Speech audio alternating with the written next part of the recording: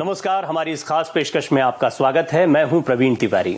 लोकसभा चुनाव को लेकर अब चुनाव प्रचार का दौर शुरू हो गया है। गृह मंत्री अमित शाह ने तमाम लोकसभा सीटों के लिए अलग अलग स्टार प्रचारकों की लिस्ट तैयार की है। इसमें सबसे बड़े प्रचारक के तौर पर प्रधानमंत्री नरेंद्र मोदी और खुद अमित शाह का नाम है। उम्मीदवारों का नाम तय होने और नामांकन की प्रक्रिया पूरी होने के साथ ही चुनावी रैलियों का दौर शुरू हो गया है।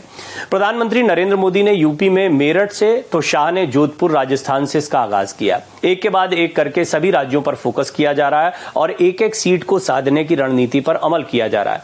शाह अपनी चुनावी रैलियों को संबोधित करने से पहले वहां के सांसदों, विधायकों और मंत्रियों के साथ ही कार्यकर्ताओं से सीधे बातचीत भी कर रहे हैं और इस बात को सुनिश्चित भी कर रहे हैं कि जो टारगेट उन्हें दिए गए हैं वो पूरे हो रहे हैं या नहीं। अलग अलग राज्यों के दौरे में वो उन लोगों को लक्ष्य को हासिल करने का मंत्र भी दे रहे हैं और शाह तंत्र चुनाव में पूरा एक्टिव हो गया है। शाह रैलियों में देश की मजबूत हो रही अर्थव्यवस्था से राम मंदिर को बीजेपी सरकार की उपलब्धियां बताकर विपक्ष पर पूरी तरह से आक्रामक रवैया अपना रहे हैं। शाह किस तरह से बाजी पलटने की तैयारी में है, इसी पर पेश है हमारी खास पेशकश, शाह की हुंकार, चुनावी बेड़ा पार।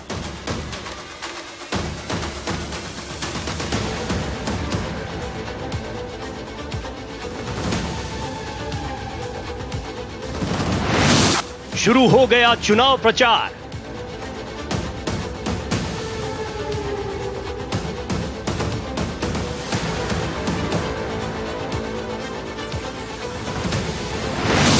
बीजेपी दे रही सियासी धार।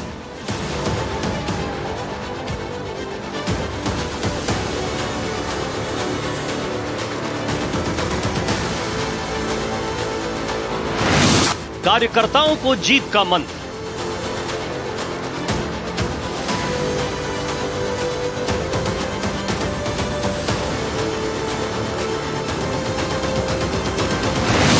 एक्टिव हुआ शाह तंत्र।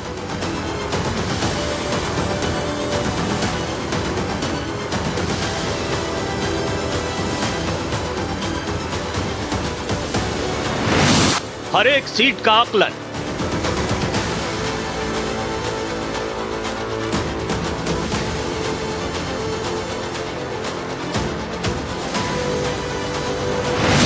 चुनावी रैलियों में संबोधन।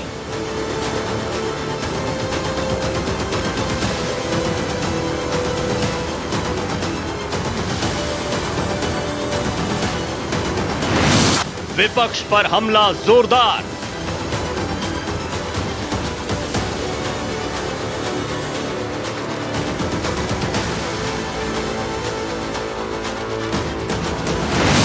शाह की रणनीति धारदार। 24 के लोकसभा चुनाव में बीजेपी ने बड़ी जीत का लक्ष्य रखा है। इसे हासिल करने के लिए एक एक सीट का हिसाब लगाया गया है। उम्मीदवारों का नाम तय करने के मामले में सांसदों तक का पत्ता काटकर पीएम मोदी और गृह मंत्री शाह की जोड़ी ने यह साफ कर दिया कि चुनाव लड़ना ही काफी नहीं है, बल्कि जीत ज्यादा अहम है। हर किसी की जिम्मेदारी तय कर दी गई है, लेकिन उसकी समीक्षा खुद अमित शाह कर रहे हैं। चुनावी प्रचार की कमान संभालने के साथ ही शाह उन तमाम बातों पर फोकस्ड हैं जो जीत की गारंटी बन सकती है। शाह ने राजस्थान के जोधपुर से चुनावी प्रचार की शुरुआत करते हुए जीत की हुंकार भरी। शाह ने संभाली कमान। बीजेपी ने जीत का बड़ा लक्ष्य रखा है। लक्ष्य को हासिल करने के लिए हर सीट का पूरा हिसाब किताब लगाया गया है। एंटी इनकम्बेंसी को रोकने के लिए सांसदों तक के टिकट काट दिए गए हैं। उन चेहरों को सामने किया गया जिनमें जीत की संभावना मौजूद है। उम्मीदवारों का नाम तय करने के बाद अब चुनाव प्रचार का दौर शुरू हो गया है।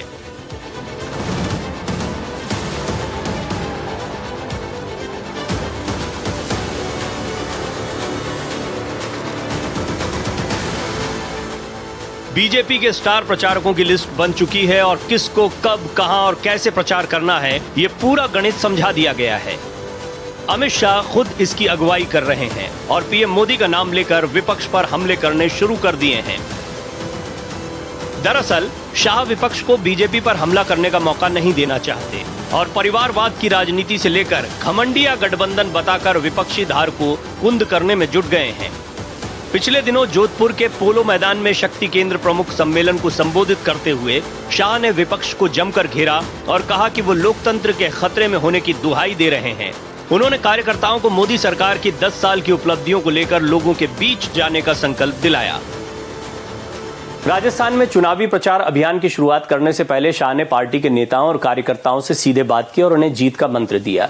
बूथ लेवल तक की रणनीति के बारे में उन्हें बताते हुए उस पर फौरन अमल करने की नसीहत भी दी।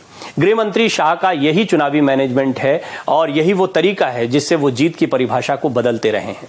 गृह मंत्री शाह ने हर किसी के लिए टारगेट फिक्स कर रखा है और इसे सुनिश्चित करने की गारंटी भी ली है। चुनाव में 400 पार की जीत के लक्ष्य को हासिल करने प्रधानमंत्री मोदी की गारंटी को यकीनी बनाने की ये शाह की रणनीति है। लक्ष्य हासिल करने का मंत्र। लोकसभा चुनाव में अपने लक्ष्य को हासिल करने के लिए शाह की तैयारी पूरी है। इसमें तमाम पहलुओं पर गौर किया गया है। प्रचार में धार देने के साथ ही बूथ लेवल तक और ज्यादा से ज्यादा लोगों तक पहुंच बनाने की रणनीति बनाई गई है। इसके लिए छोटे समूह का गठन करने की बात भी शामिल है। इसके लिए अलग अलग वर्गों के 10 से 20 लोगों को साथ बैठकर बीजेपी सरकार की उपलब्धियों पर बात करने की नसीहत दी गई है। 3 से 4 शक्ति केंद्रों को मिलाकर काम करने का मंत्र भी दिया गया है। इसमें कहा गया है कि इससे आपस में सामंजस्य बनेगा और काम करने के लिए एक दूसरे से ऊर्जा भी मिलेगी। एक नया समूह भी तैयार होगा। हर बूथ और उसमें भी मतदाता के नाम वाले एक एक पन्ना का प्रमुख बनाना है। जो भी पन्ना प्रमुख बचे हुए हैं उनकी नियुक्ति जल्द करने के निर्देश दिए गए हैं। इसे 7 दिन में ही पूरा करने का टारगेट है। बूथ स्तर के हर कार्यकर्ता से लेकर विधायक, सांसद या मंत्री तक सभी को अपने घर के साथ ही पड़ोस के 3 घरों के वोट डलवाने हैं। इसके लिए व्यक्तिगत टारगेट दिए गए हैं। प्रमुख कार्यकर्ताओं को टारगेट दिए गए हैं कि 10 फोन करने हैं। ये राजस्थान के अलग अलग हिस्सों में किए जा सकते हैं और राज्य के बाहर भी किए जा सकते हैं। शाह ने कई नेताओं से अब तक उनके क्षेत्र में चुनाव को लेकर दिए गए टारगेट अचीवमेंट के बारे में भी पूछा। इसमें बूथ स्तर कमेटियां बनाने और पन्ना प्रमुख बनाने के कामकाज की व्यक्तिगत समीक्षा हुई। शाह ने विपक्ष को पूरी तरह से घेरना शुरू कर दिया है। एक तरफ मोदी सरकार की उपलब्धियों से वो मतदाताओं को रूबरू करा रहे हैं, तो दूसरी तरफ विपक्ष की नाकामियों पर भी मुखर हैं। विपक्ष के हमले को कुंद करने की रणनीति का यह हिस्सा है। विपक्षी गठबंधन में शामिल दलों के परिवारवाद पर भी जोरदार हमला करके शाह विपक्ष की धार को पूरी तरह से कुंद करने में जुटे हैं। देश की मजबूत हुई अर्थव्यवस्था से लेकर अयोध्या में भगवान श्री राम के मंदिर का जिक्र करते हुए शाह सशक्त सरकार, सशक्त देश की गारंटी दे रहे हैं और ये बीजेपी की जीत की गारंटी है। अर्थव्यवस्था से लेकर अयोध्या तक देश की मजबूत हो रही अर्थव्यवस्था के लिए प्रधानमंत्री नरेंद्र मोदी सरकार की सशक्त लीडरशिप का हवाला देते हुए कहा कि अर्थशास्त्री मनमोहन सिंह ने देश की अर्थव्यवस्था को 11वें नंबर पर ला दिया था, जिसे मोदी सरकार ने 5वें नंबर पर ला दिया है। अब जरूरत इस बात की है कि आप तीसरी बार मोदी को प्रधानमंत्री बनाएं और ये इस बात की गारंटी होगी कि अब की बार दुनिया की तीसरी सबसे बड़ी अर्थव्यवस्था भारत बन जाएगा। ये मोदी की गारंटी है। मोदी जी ने देश को सुरक्षित करने का काम किया है। मोदी जी ने देश को समृद्ध करने का काम किया है। 10 साल से भारत के अर्थतंत्र को ये अर्थशास्त्री मनमोहन सिंह 11वें नंबर पर फ्रीज कर बैठ गए थे और कहते थे हमारी सिद्धि है, 11वें से 12वें नंबर पर नहीं गए। और मोदी जी प्रधानमंत्री बनने के बाद 10 साल में 11वें नंबर से अर्थतंत्र को 5वें नंबर पर लाने का काम नरेंद्र मोदी जी ने किया। भाई और बहनों, मैं आज मोदी गारंटी आपको बताने आया हूं। मोदी जी को तीसरी बार प्रधानमंत्री कर दो, भारत तीसरे नंबर का अर्थतंत्र बन जाएगा। शाह ने कहा कि एक वक्त था जब लोग कहते थे कश्मीर से धारा 370 हट नहीं सकती। हमने जनता की आवाज सुनी। जनता ने कहा कश्मीर हमारा है। धारा 370 हटाने की कोशिश के दौरान समूचा विपक्ष एकजुट हो गया। विपक्ष ने आशंका जताई कि खून खराबा होगा, लेकिन बिना किसी खून खराबे के जम्मू कश्मीर से धारा 370 हटा दी गई। पीएम मोदी ने इसे समाप्त कर कश्मीर में तिरंगा लहराने का काम किया है। मित्रों, जवाहरलाल नेहरू एक गलती कर गए थे। कश्मीर में धारा 370 डाल कर गए थे, जिससे कश्मीर हमेशा भारत का हिस्सा नहीं बन पाया। मोदी जी ने, सब लोग मानते थे कि धारा 370 हट नहीं सकती। मुझे बताओ भाई और बहनों, ये कश्मीर किसका है? जोर से बोलो, किसका है? धारा 370 हटनी चाहिए थी या नहीं हटनी चाहिए थी? नरेंद्र मोदी जी ने 5 अगस्त 2019 को धारा 370 को समाप्त कर दिया और कश्मीर में तिरंगा लहराने का काम नरेंद्र मोदी ने किया।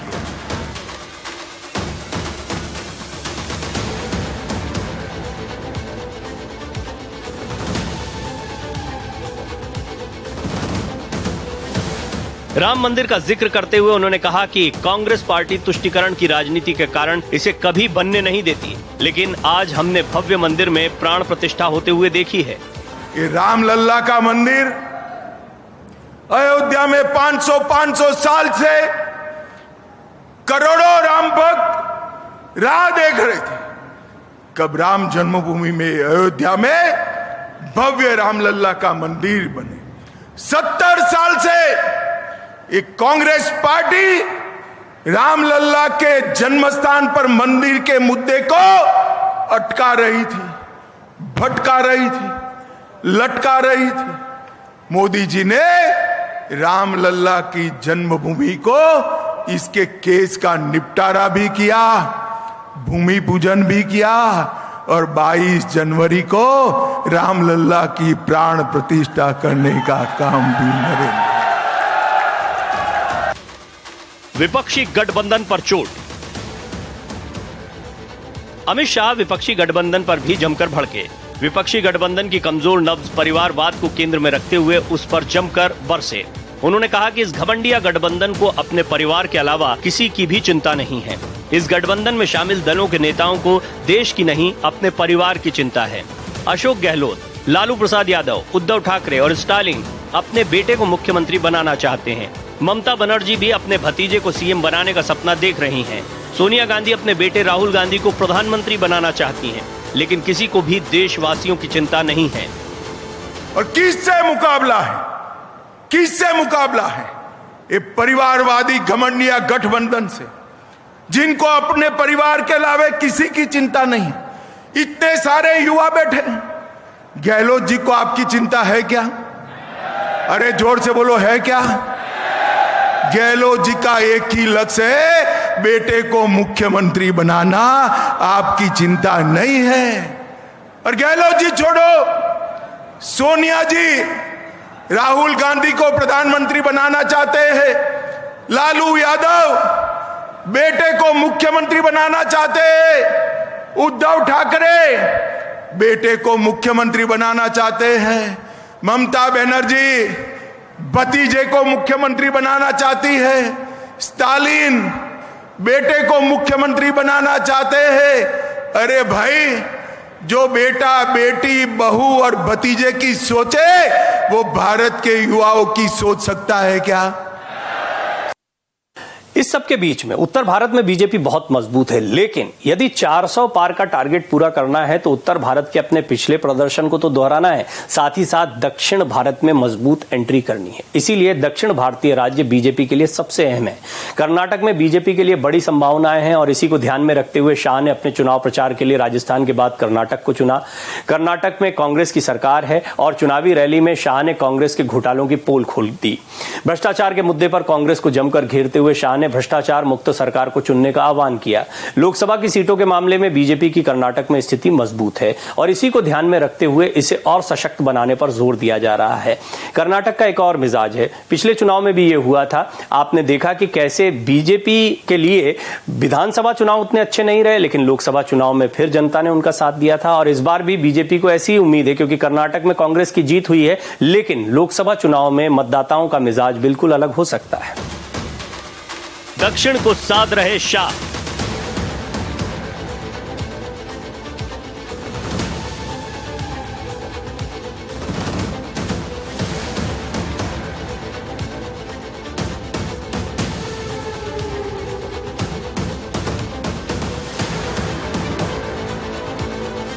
राजस्थान में चुनावी अभियान की शुरुआत करने के बाद शाह कर्नाटक में जनता दल सेक्युलर के साथ चुनाव पर मंथन करने पहुंचे। शाह के कर्नाटक पहुंचने से विपक्ष में हड़कंप मचा है। कर्नाटक में कुल मिलाकर 28 लोकसभा सीटें हैं। इन सीटों पर दूसरे और तीसरे चरण में मतदान होगा। 2019 में यहां से बीजेपी ने बड़ी जीत हासिल की थी। बीजेपी ने प्रदेश की 27 लोकसभा सीटों पर अपने प्रत्याशी उतारे थे। इनमें से 25 सीटों पर बीजेपी को जीत हासिल हुई थी। कांग्रेस ने 21 सीटों पर अपने उम्मीदवार उतारे थे। इनमें से सिर्फ एक सीट पर ही कांग्रेस को जीत मिली थी। कर्नाटक में अभी कांग्रेस की सरकार है और शाह ने कांग्रेस पर सीधा निशाना साधा। यदि 400 पार का लक्ष्य बीजेपी को हासिल करना है तो इसमें सबसे महत्वपूर्ण उत्तर प्रदेश हो जाता है। यानी लोकसभा सीटों के लिहाज से सबसे बड़ा राज्य, 80 लोकसभा सीटें हैं यहां पर, और इसीलिए बीजेपी की नजर इस वक्त उत्तर प्रदेश पर सबसे ज्यादा है। लोकसभा में सीटों के हिसाब से सबसे अहम राज्य उत्तर प्रदेश है और इसमें बीजेपी ने 100% जीत हासिल करने का लक्ष्य रखा है। इसी का नतीजा है कि पीएम मोदी ने मेरठ से अपने चुनावी प्रचार का आगाज किया और वो जल्द ही कई रैलियां और रोड शोज उत्तर प्रदेश में करेंगे। यूपी के लिए बड़ा प्लान। लोकसभा की सीटों के हिसाब से बीजेपी के लिए सबसे अहम है उत्तर प्रदेश। यहां पर बीजेपी ने 100% सीटों पर जीत का लक्ष्य रखा है और इसी को ध्यान में रखते हुए पहले चरण में होने वाले 8 सीटों पर फोकस किया जा रहा है। प्रधानमंत्री मोदी ने मेरठ में चुनावी रैली को संबोधित करते हुए इसका आगाज किया था। जल्द ही पश्चिमी यूपी में पीएम मोदी पार्टी के चुनावी मिशन को तेज करेंगे।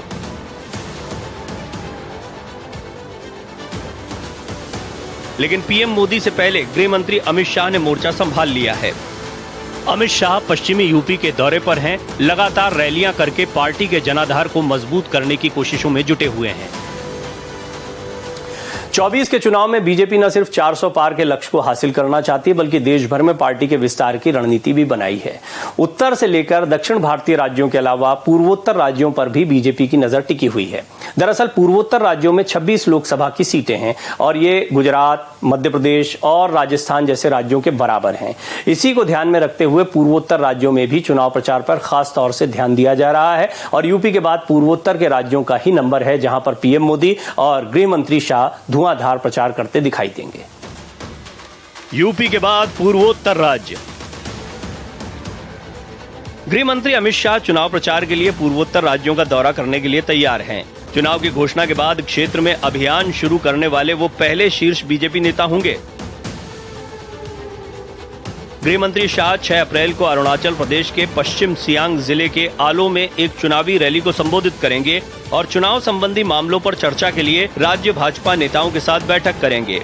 अरुणाचल प्रदेश का दौरा करने के बाद गृह मंत्री 2 दिवसीय चुनाव प्रचार के लिए त्रिपुरा भी पहुंचेंगे। वहां वो अगरतला में रोड शो करेंगे और चुनावी रैलियों को संबोधित करेंगे। 8 अप्रैल को राज्य छोड़ने से पहले शाह राज्य के पार्टी नेताओं के साथ एक अहम बैठक करेंगे।